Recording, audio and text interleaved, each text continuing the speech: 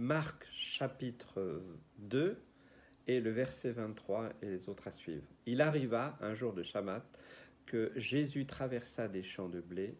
Ses disciples, chemin faisant, se mirent à arracher des épis. Verset 24, les pharisiens lui dirent, voici, pourquoi font-ils ce qui n'est pas permis pendant le Shabbat? Jésus leur répondit, n'avez-vous jamais lu ce que fit David lorsqu'il fut dans la nécessité et qu'il eut faim, lui et ceux qui étaient avec lui? Comment il entra dans la maison de Dieu au temps du souverain sacrificateur Abiatar et mangea des pains de proposition qu'il n'est pas permis qu'aux sacrificateurs de manger, et il en donna même à ceux qui étaient avec lui. Puis il leur dit, le Shabbat a été fait pour l'homme et non l'homme pour le Shabbat, de sorte que le Fils de l'homme est maître même du Shabbat. Le sabbat. Encore une fois, Jésus trouve les pharisiens sur son chemin. Ces religieux étaient partout et ils étaient surtout très actifs, beaucoup plus que les autres. Ils étaient extrêmement actifs et on va dire leur sport favori, j'en ai déjà parlé, c'est la diatribe, c'est le débat, c'est la contradiction, c'est poser des questions, c'est déstabiliser les gens parce qu'ils avaient une connaissance assez profonde de la loi mosaïque. Ils connaissaient énormément bien pour les avoir étudiés pendant 5-6 ans, certains plus, dans une yeshiva. Voilà, ils connaissaient énormément bien la loi de Dieu. Alors, ils aimaient bien aller coincer les gens et leur montrer qu'ils ne savaient rien, quoi. Et donc, ils ont fait exactement pareil avec Jésus. Ils ont suivi Jésus, ils ont suivi les disciples, ils les ont épiés, ils ont essayé de trouver des failles. Et nous vivons aussi des moments où nous pouvons avoir ce genre de personnes, même qui viennent dans nos milieux et qui cherchent la faille. Et donc là, c'est un jour de Shabbat.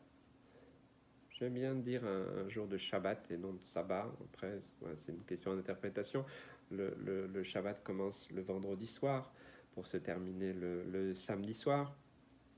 Et donc pendant ce temps-là, pendant cette journée complète, il faut rien faire, il faut pas travailler. Voilà, il y a beaucoup de règles. Voilà, il faut habiter, il faut seulement marcher.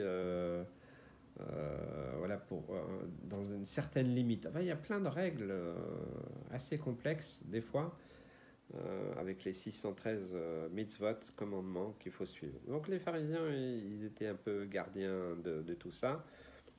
Et ils se trouvaient là, prêt à épier Jésus et ses disciples. Donc Jésus et ses disciples, ils traversent un champ de blé, et puis ils ont arraché quelques épis. Bon, c'était pas interdit, c'est le fait que le jour de Shabbat, on ne doit pas travailler. Donc les pharisiens, regarde là ce qu'ils font là. Tu vois pas ce qu'ils sont en train de faire? C'est Shabbat aujourd'hui. On n'a pas le droit de travailler, donc ils ne doivent pas faire ça. Et Jésus, il savait très bien à qui il avait affaire. Il savait que c'était des spécialistes de la loi. Donc,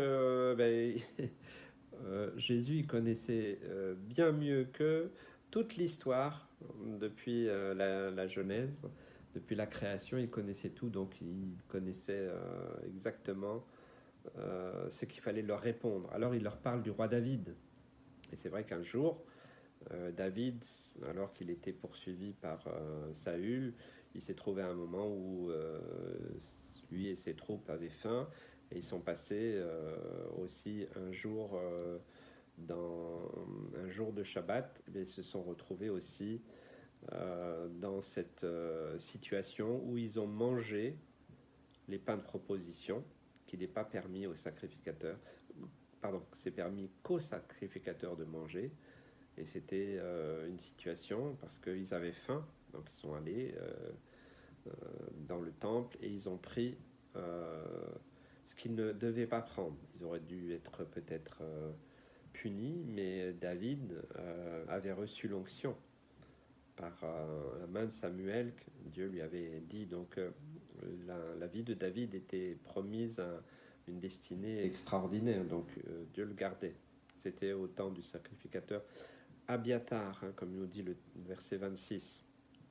Donc Jésus, encore là, il vient un peu mettre... moi j'aime bien, vous savez, quand vous faites un cocktail ou mélangez un peu du sirop, truc, vous avez un petit truc en plastique, là, enfin, maintenant c'est plus en plastique, mais peu importe, on appelle ça un agitateur. J'aime bien Jésus parce que bien souvent c'est ça, hein. Il vient un peu agiter la vase là, et puis quand il dit quelque chose, quand il ouvre la bouche, ça a une portée, hein. C'est pas toujours le cas pour nous. Des fois oui, mais bien souvent non. En tout cas, je parle pour moi, voilà, c'est vrai. Et des fois, c'est vrai qu'on a besoin d'avoir cette inspiration. Le Shabbat a été fait pour l'homme. Voilà, les règles de ne pas faire ceci ou pas faire cela, ça a été donné dans un temps précis par Moïse. Et puis aussi, c'est pour se souvenir de... Voilà, je crois que c'est pas parce qu'on est... c'est pas seulement les Juifs. Moi, je sais qu'en tant que Juif, chaque Shabbat, j'essaye de me souvenir que Dieu a tout créé. C'est pas toujours, mais souvent, voilà, je me souviens. C'est un moment où on se souvient que Dieu a tout créé, qu'il nous a créé. C'est bien d'avoir un moment dans la semaine où on se souvient d'où on vient, qu'est-ce que Dieu a fait. Et le Shabbat, c'est aussi ce temps-là. Ce temps-là, moi, je suis un être humain, je suis sur la terre. Et on a besoin vraiment de se rappeler de tout ce que Dieu a fait. Et ça a été donc fait pour l'homme. Voilà. Ça a été Moïse a reçu ça. Voilà, toutes les lois qui découlent de ce qui s'est passé dans le désert avec Moïse. Eh bien, ça a été fait particulièrement pour encadrer la vie des hommes. Mais Jésus rappelle que l'homme n'a pas été fait pour le Shabbat. Le Shabbat a été fait pour l'homme, mais l'homme n'est pas fait pour le Shabbat. Attention, c'est extrêmement important, et Jésus va le résumer dans le verset 28, quand il dira « Le Fils de l'homme est maître même du sabbat, du Shabbat. » C'est lui le maître. Il peut décider que c'est pas des lois humaines, c'est même pas la loi mosaïque. Je crois que ça, c'est vraiment important, hein. C'est vraiment important de savoir que Jésus est le maître. Il est notre paix. Il est le maître du Shabbat. C'est-à-dire qu'en Jésus, nous nous souvenons d'où nous venons. Et qu'en Jésus, nous savons qu'il a tout accompli à la croix.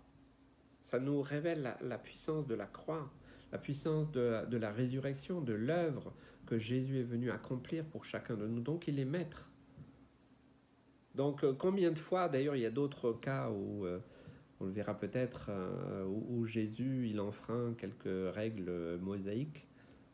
Je ne parle pas des 10 commandements, mais je parle de quelques règles humaines ou religieuses, ou qui sont devenues religieuses, simplement pour casser une façon d'être de l'être humain qui a toujours une tendance à revenir dans des habitudes, dans des coutumes, dans les religions, parce que ça nous rassure, parce que ça nous permet peut-être de nous excuser. Ça a aussi un côté communautaire, hein, voilà, pour certaines communautés qui respectent certaines lois. Et je dis pas de mal, parce que pour moi, le Shabbat, en tant que juif, c'est une fête de famille. Donc, le vendredi soir, voilà, la famille est réunie, il y a un repas, à un moment, elle va préparer, elle va cuisiner tout le vendredi, parce que le samedi, elle peut pas cuisiner. Il y a une dimension, on va dire, aussi d'éducation, une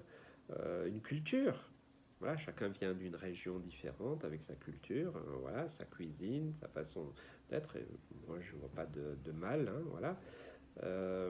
Mais pour un non-juif, faire le Shabbat, je suis désolé, pas beaucoup de sens. Jésus a tout accompli à la croix. Ma maman le disait souvent, qu'il est mon Shabbat, il est ma paix. Et je crois que c'est important dans un monde qui, même chrétien, est un petit peu a tendance à judaïser, qu'on veuille ou pas, voilà, ou prendre un peu des choses de la culture juive alors qu'ils ne sont pas de culture juive. Faisons attention, pas mélanger tout. Hein.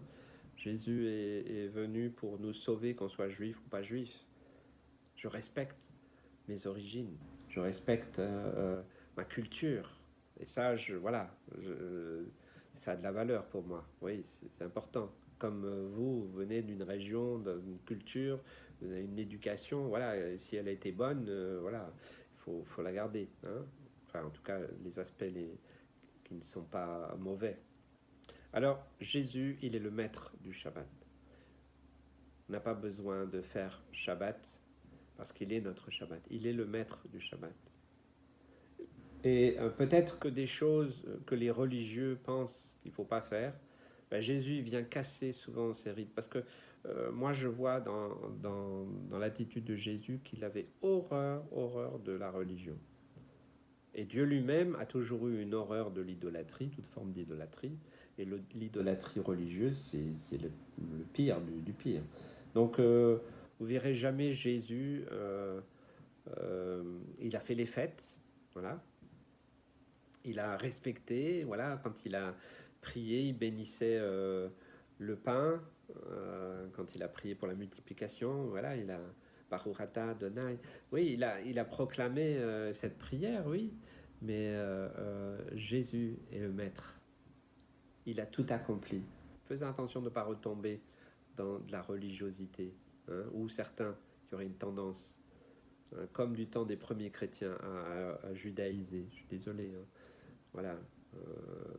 Jésus était juif, mais il est venu sauver ceux qui étaient perdus, juifs et non juifs. Il y a un destin particulier pour Israël, pour les juifs. Voilà, je ne le conteste pas, mais faisons attention de ne pas idolâtrer.